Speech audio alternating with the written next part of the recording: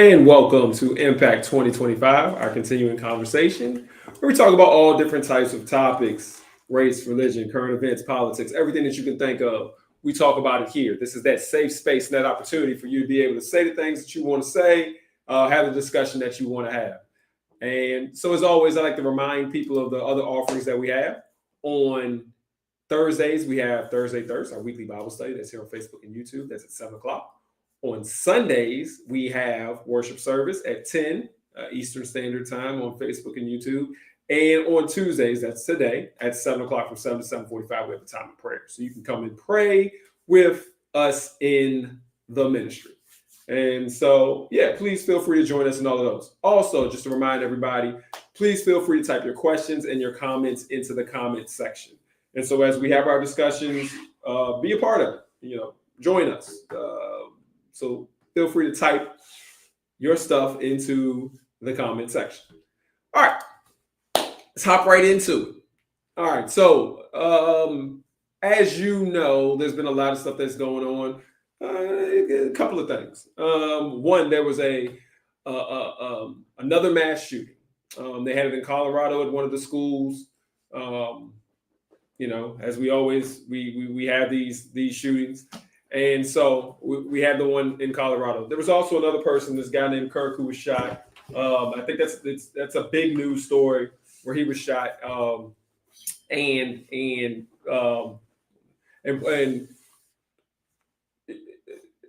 was shot and it was assassinated. So here's what we want to do. Here's the topic that I'm going to get into today is not about that. Because I'll say this: a lot of people have gotten in trouble with their comments when it comes to this particular shooting, and everybody knows about it. That's why I'm not really going into big detail about it. But some people have gotten into trouble with their comments. Some people have gotten fired because they were insensitive, I guess, what they said, and whatever, and how you feel about the guy. That's not what's important. And that's not what we're talking about today. What we're talking about today is the fact that the guy who killed him, his killer, a young 22-year-old boy. What the reports are is that his father saw the pictures online when the FBI released the pictures and said that if this guy's wanted. The father saw the pictures. The father recognized that it was his son, or thought it might be his son, walked up to his son and said, "Hey, is that you?" And the son said, "Yes, it was me. I'm the one who shot and killed the guy." And the father told the boy to go talk to, the pastor.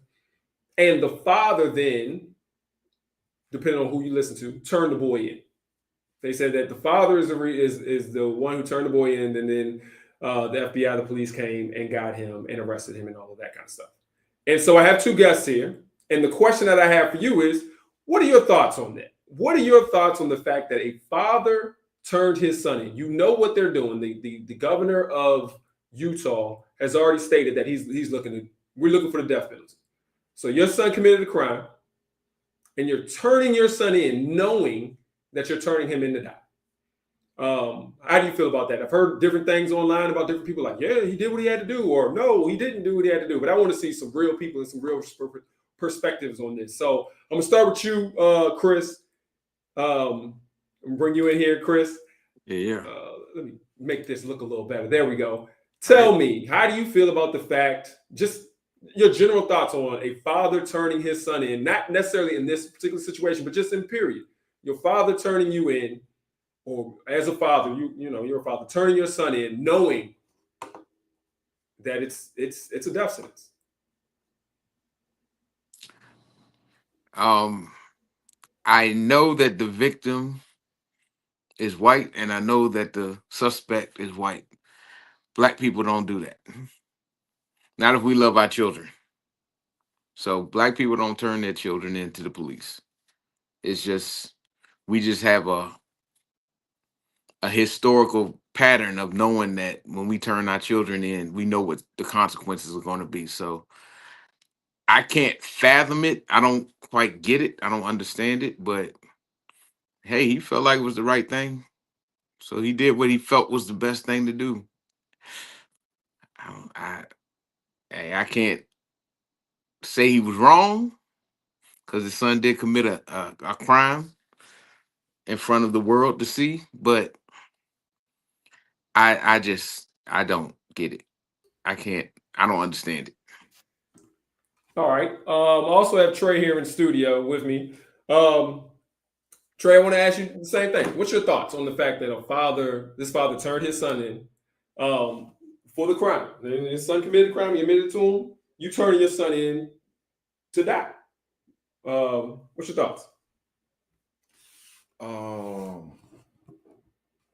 Man, I'm not even gonna lie, man. I think that to me the math kind of still ain't mathing. I'm not even gonna lie.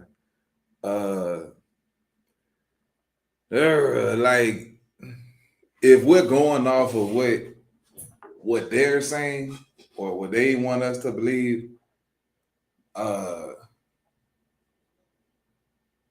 don't know. It's like they're basically like from the neighbors and the kids in school, they're saying like his whole family was,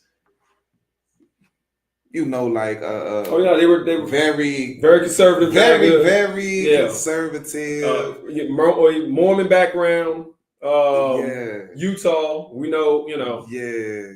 there's not a lot of black people in Utah, so I mean, what the situation was. Yes, sir. That is who he is, and so but he was a little different, but they turned him in. Supposedly, he was supposed to be some kind of different. As far as my boy, man, I can't let you have my boy. I'm not even gonna lie. I'm not gonna lie, man. I can't let you have my boy, man. What I would have done as a father, man, look, you were never here. I did not know nothing about this, but hey, we got to get you gone, like out the country gone. And what you did was wrong, son. Mm-hmm. But they want to kill my son. Right. You see what I'm saying? Mm-hmm. Mm-hmm. And I can't let you kill my son. Right. So, and this is what I'll say, Chris. I'm gonna ask you the same question. Basically, now we talked about the general thoughts. But what would you do specifically? We know we got a kid, and the kid steals a candy bar from the grocery store or something like that. We may take the kid back, go to the grocery store manager and say, "Hey, tell the grocery store manager what you did and turn this candy bar back in, or you need to repair that." Because at the end of the day, the worst thing that can happen is maybe the grocery store owner will call the police because he stole it, but he's not going to die. And so then it comes to the question of what kind of, it's a little different. But I'm going to put this out. And so, Chris, I want to know what you would do specifically as a father. What would you do? But we're going to talk about this from a Christian standpoint. Now, unless I'm confused or there's something that I'm missing, and please type in your comments. There is no guidance sitting here on this particular situation. So some people are like, well, yeah, that's the right thing to do, the Christian thing to do. There's no scripture that I know of that says if you are caught in a crime, you must turn yourself in or turn somebody in. So we can look at this from our moral responsibilities and everything like that. Are we missing something? Because I don't see anything that tells you this. So this is more of what is your personal thoughts on this particular kind of situation? What is your personal moral comings on this situation? So, Chris, I'm going to pull you back in as a father. What would you do? Your kid, regardless of the person, and because I know this situation is different. Some people thought that the guy that was killed wasn't great. Some people thought that he was fine. We're not talking about it in that light, because sometimes you'll be like, "Oh man, you that was a righteous kill" or whatever like that. We're not talking about it in that light. We're just talking about it just period. Your son did it, or you think your son did it. You turn him in. I'm not turning my son in. I'm not gonna turn my son in. I'm gonna sit down with him and I'm like, look, you gotta come all the way clean with me. Let's figure out, and we're gonna figure out what we're gonna do. Even to the point where I would take the hit for it. I'm not gonna turn my son in. And I can't see putting my son, even though my son, he did something wrong. I get it. I just can't see putting my son in that situation willingly, knowing that that's going to be the end of his life. You know what I'm saying? I wouldn't do it. You know, and so we're gonna find out how. Look, we're gonna find out all of the ins and outs, all of the mistakes he could have made. We're gonna get him out, and if they come looking for him at the end of the day, you got me. I did it. Hmm. But by that Yeah. time, my son will be in Venezuela, and so I ain't even worried about it. Right. So, Now we look here at the comments. Supposedly, so there was $100,000 award, reward, whatever you want to call it, for information regarding the capture. And it says here, supposedly the father also received the reward, and he supposedly gave the reward to the Kirk family. So it's because at one point I know we don't roll with people like that, but we know that there's people out here who will sell their kid out for that award money. You say $100,000, they'll be like, "Oh, son, you gone." But it looks like he didn't do that here. I guess he had some thought process that, I don't know. All right, here's what I would say, and y'all can tell can I me hop in if real I'm quick? wrong. Can I hop in real quick on that? Yeah, go ahead. Yeah, apparently, when because I had never heard of this guy before. Mm-hmm. After the fact, I remember, I heard a few clips, but I like by name, I didn't know who he was. My son actually told me who he was and what he was about. Mm-hmm. And so, but apparently, when you put the word assassinated on somebody, that means that this man meant something to a large group of people. Like he had to have been super important to that section of society, So, Mm-hmm. and I had no clue that he was that big, but just to say that, like it shows you how deep he actually was into the consciousness of those followers he had, that a father would turn in his own son and then give the reward money to his family. I didn't understand how much this man meant to people, So Right, because we're not them. We're not his audience. His audience is white men. he's funny though. The dude was funny. He had some really funny replies to some of them people that was coming at him. So Well, I mean, I'll say, as a responsibility, I look at it like this, and y'all can tell me if I'm way off base. that ain't was funny. What he had to do was he saw the clip of his son online. He saw the clip of a person, and he was like, "Is this?" He looked at it. He looked at the picture, and then he decided to go to his son and said, "Is this you?" Right? And then the son, son ain't gonna lie to his dad. He's like, "Yeah, that was me." And he told the son to turn himself in, and the son told his father. From the reports, he said, "I'd rather die than turn myself in."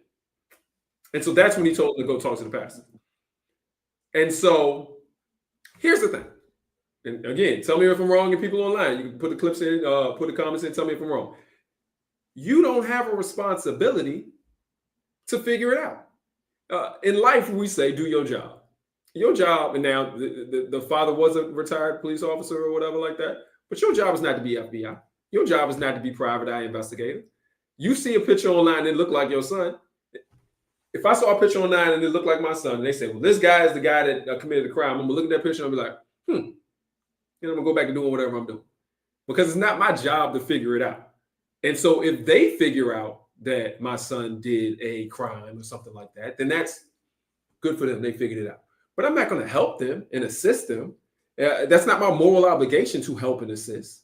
I can sit back and sleep well at night, and I can say, man, that picture did look a little bit like my son. And then that's it. But I don't think I have an obligation to turn my son in to go die. And so you have to tell me if I'm wrong. I don't think I am. I think that we don't have a responsibility to do somebody else's job, whether we think it's right or not. But Trey and Chris, I'm gonna come to y'all again. This was a one-off. Now, what if your son is a danger to society? There's a responsibility that you have here. What if your son is a serial offender, a serial killer, serial assaulting people? You can't just sit back and think and say, I'm going to let him continue to do what he's going to do.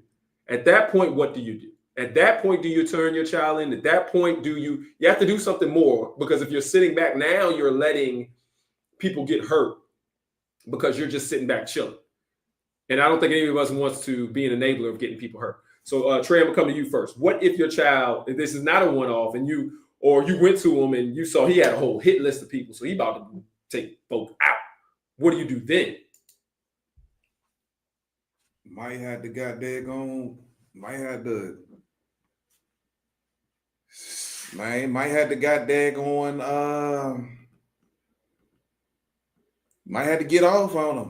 have to get off on him and got daggone.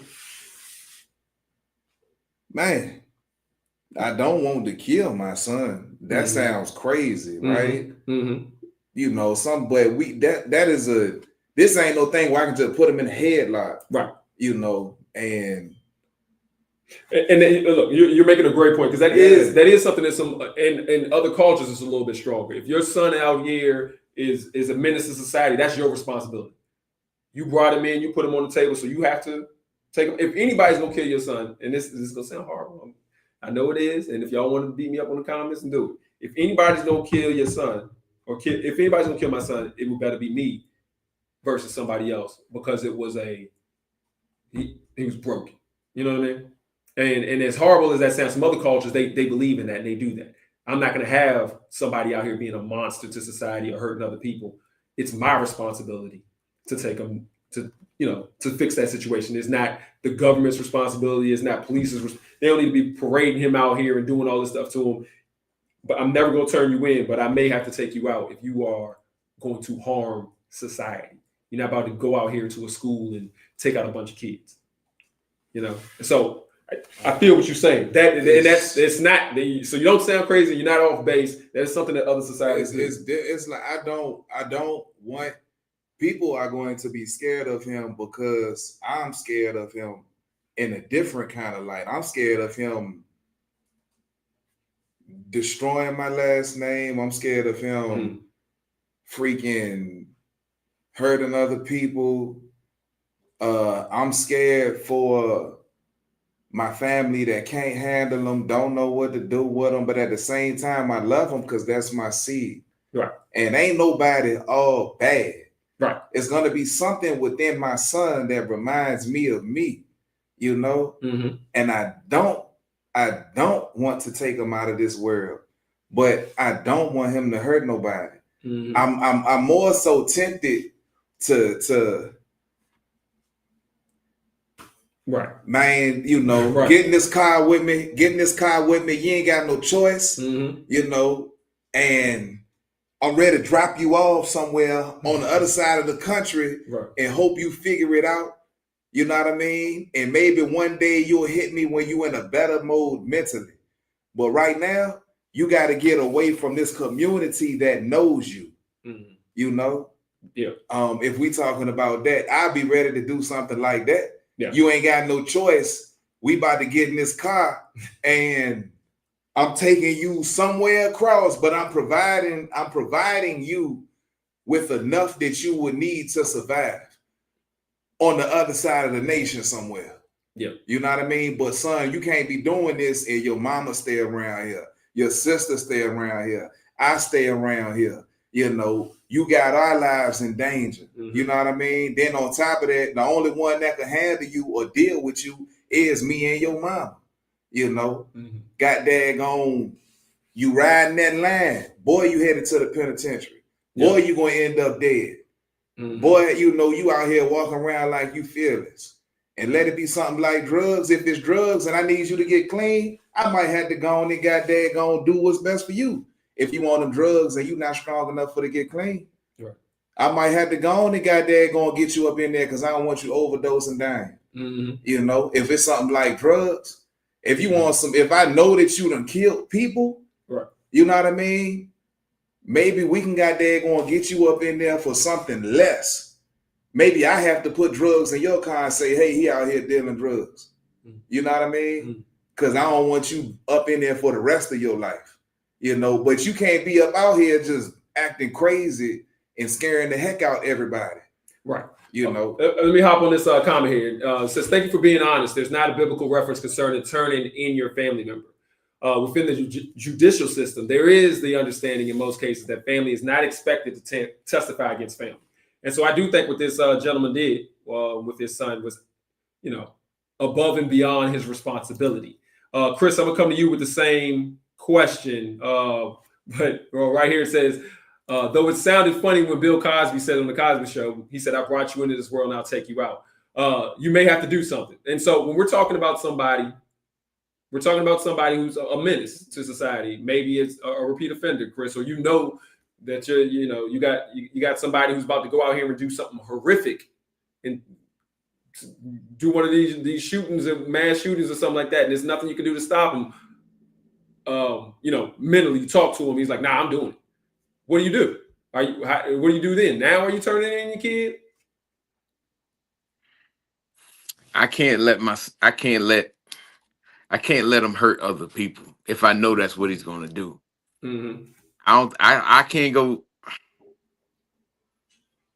Man, you asking some questions today, boy. Yeah, man, it's tough, man. I had no idea. You know what I'm saying? Because I haven't even been in a situation where I was fearful that my son would hurt people. So just to consider it,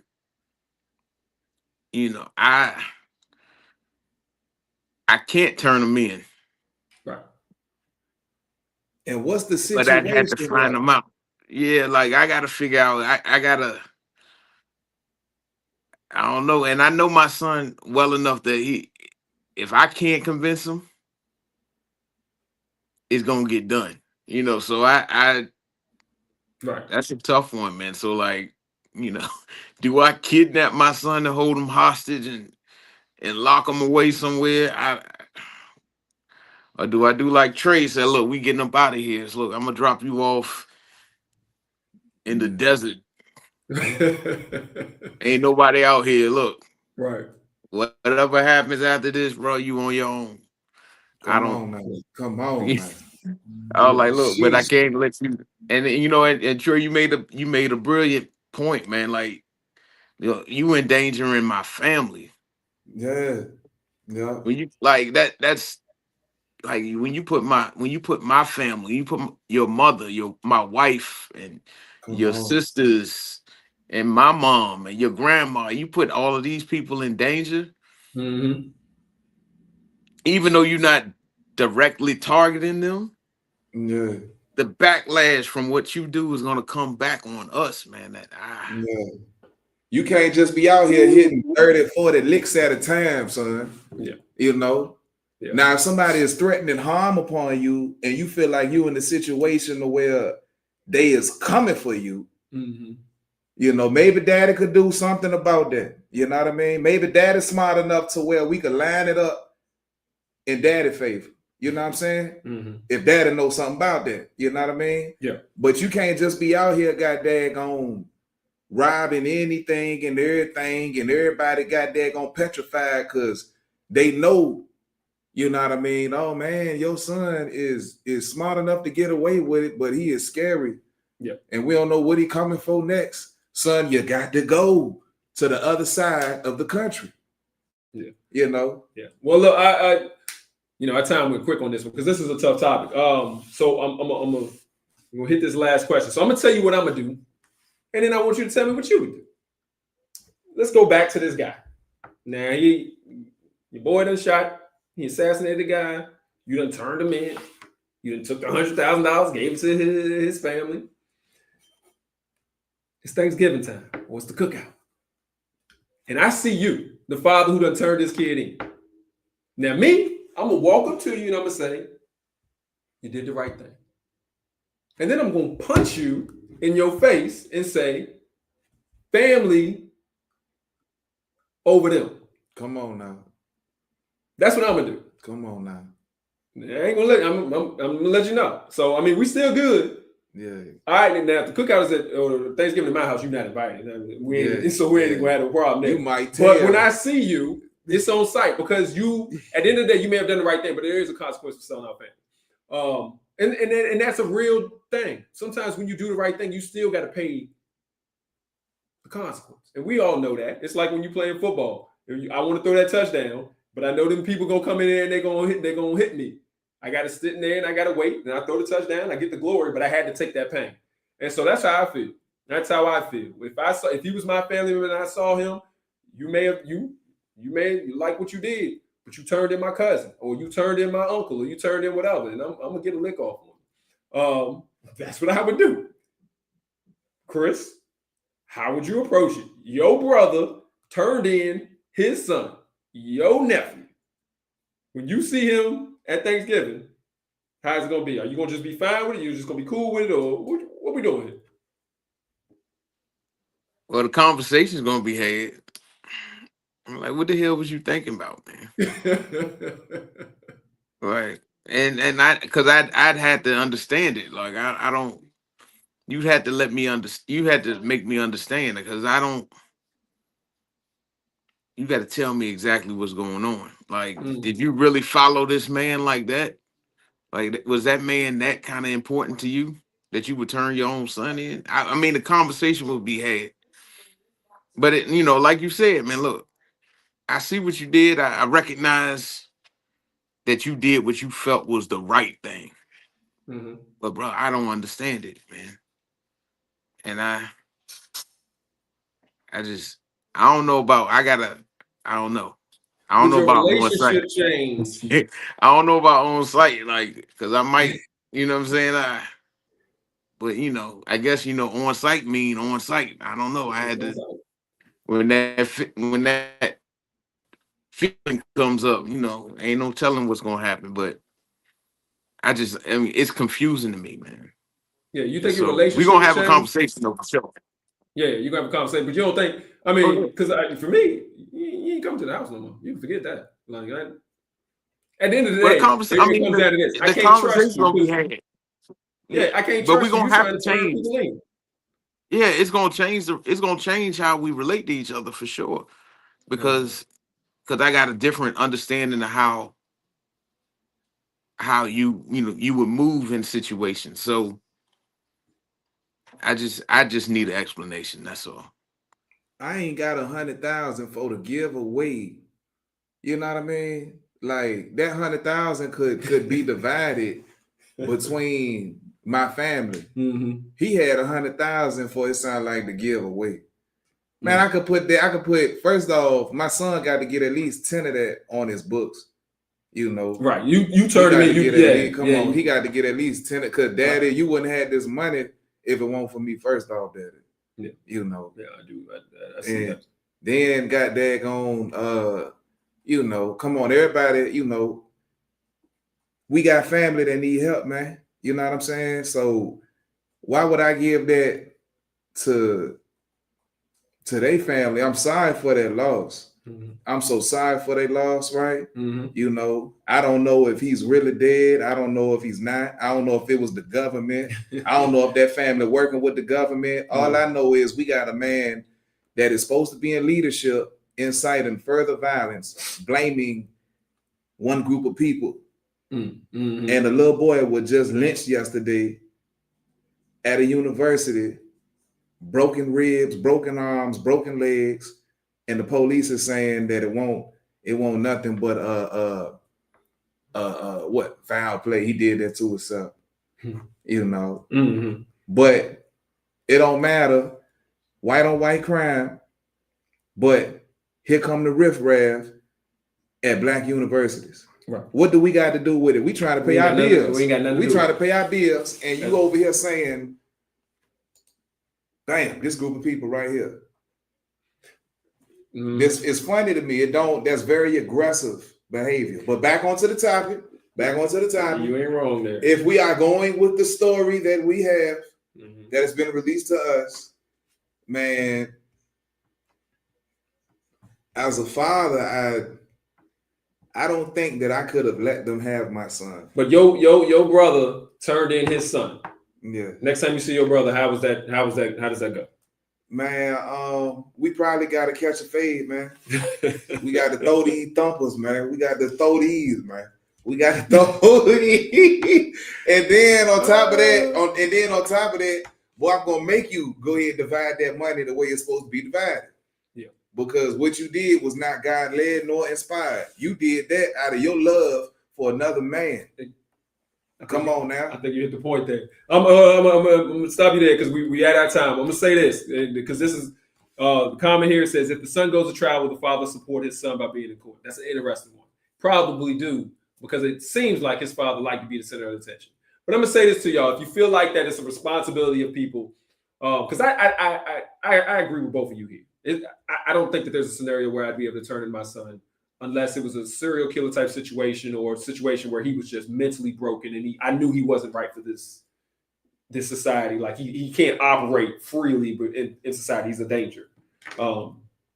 That's a different scenario. But in a situation like this where you did a crime, one crime, as horrific as it may be, I can't turn you in to die. But I want you to think about this. If somebody's out here saying that's not the godly thing to do, the godly thing to do is always turn people in for crime. The moral thing to do is always turn people in for crime. Well, I want to remind everybody that it was a crime for slaves to escape and run away. And we did not have, I don't think anybody's gonna sit here and be like, oh man, you supposed to turn in your friend who ran away. You're supposed to turn in your son who ran away. It is a crime, right? It was a crime to sit at the lunch counter. You know, there's a lot of crimes that we had as black people. And then, you know, there weren't no black people involved in the situation. It was Utah. Mm-hmm. But it's a lot of crimes that we have where at the end of the day, what is right for us is to protect us and one another. Mm-hmm. Because there are a lot of things that are illegal, but that are wrong. It is a crime to murder people in different countries, or it is a crime for somebody, international crime for a country to go and try to wipe out a whole nother race, but ain't nobody trying to stop them. So when I say this to say that when it comes to how you feel about this situation, and if somebody comes up and says, no, he did the right thing or the moral thing, man, that's subjective. Because at the end of the day, when the shoe was on the other foot for us, when the shoe was on the other foot for us, and we had to escape, and we have to do different things over the course of history, crime don't matter. You know, crime does not matter. So I'm gonna leave it there, just in case anybody was wondering, like, oh man, y'all talking crazy. Y'all, it's supposed to be the church. Y'all talking crazy. No, when slaves was getting away, that was a crime, and we was not turning each other. Well, some of them was, but for the most part, we was not turning each other in. We passed our time, but I'm gonna let both of y'all give one last word, just in case anything y'all want to say about this topic, because I know this was a different one. This was a tough one. This is a hard one. Chris, any last parting words? Yeah, man, I think Trace.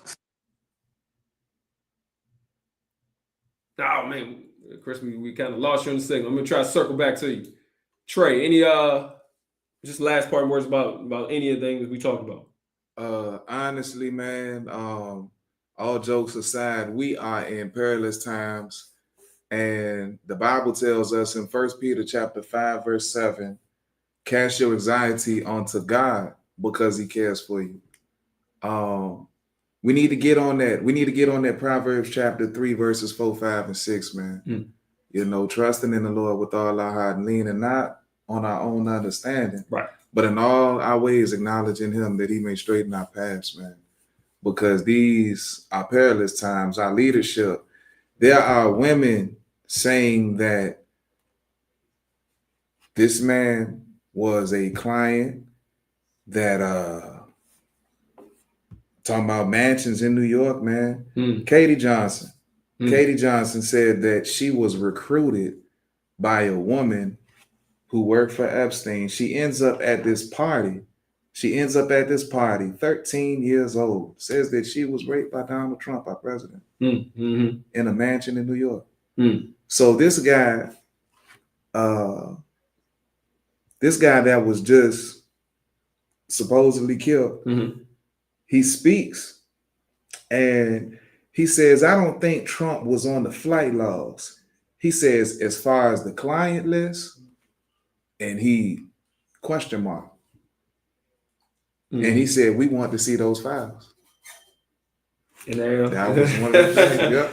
it's some interesting things. It's some Very interesting deep. things when you sit back and look at Very it. But deep. what I do know is that won't us.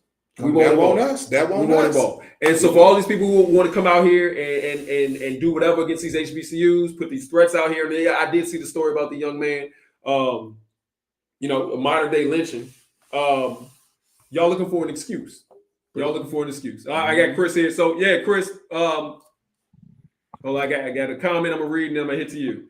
Harriet Tubman says, dead men tell no tales. So during slavery, those who exposed the escape plans could be killed. That's a good point. That's a good, real good point. But Chris, any last thoughts you got? Oh, just lost them. All right, well, we will have to catch him on the next time. Thank everybody for the comments. Thank everybody for joining us.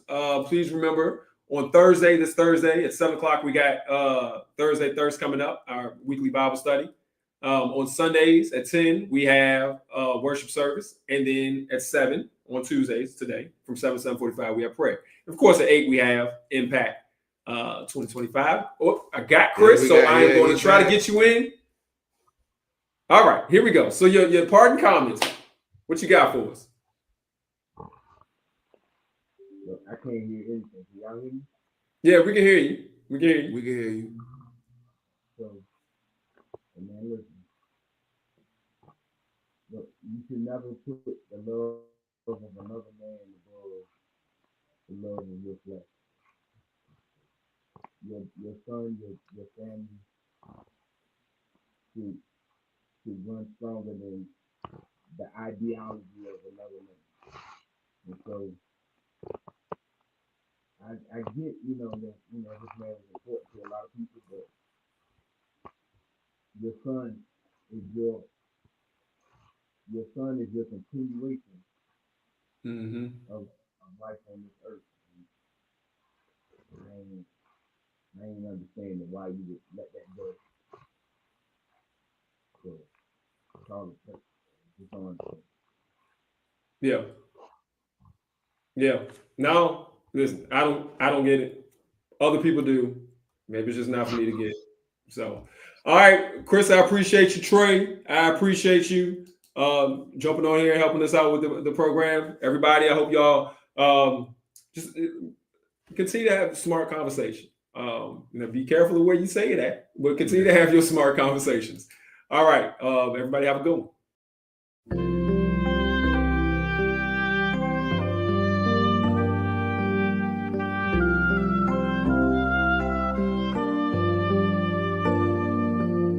Sometimes you'll want